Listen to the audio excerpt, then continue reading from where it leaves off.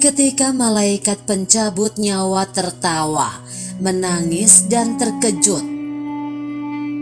Dikutip dari Makassar, sebuah kisah yang diambil dari kitab Tazkirah oleh Imam Qurtubi menceritakan percakapan Allah Subhanahu wa Ta'ala dengan malaikat Israel.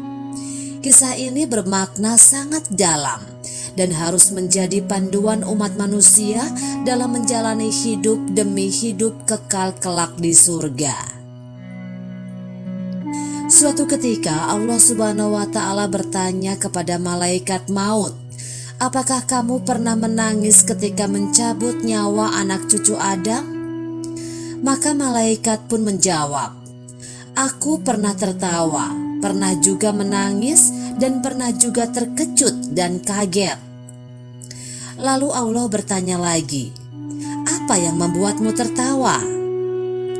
Kata malaikat, "Ketika aku bersiap-siap mencabut nyawa seseorang, aku melihatnya berkata kepada pembuat sepatu agar dibuatnya sepatu sebaik mungkin supaya bisa dipakai selama setahun.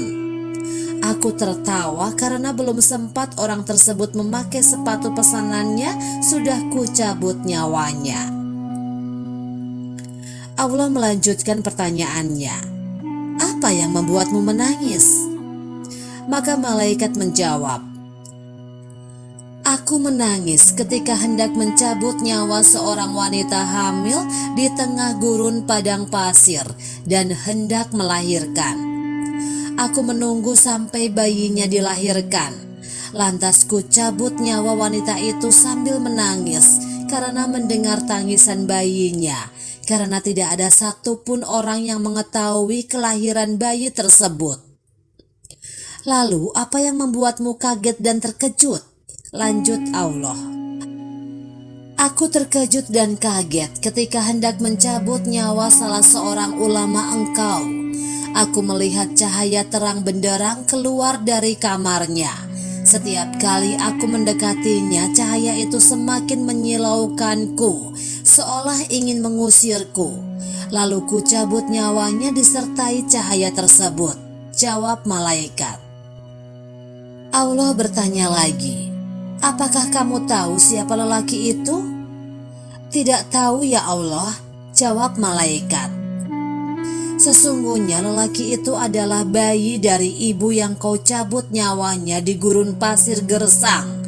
Akulah yang menjaganya." Dari kisah ini kita dapat memetik pesan bahwa nyawa kita bisa diambil kapan saja.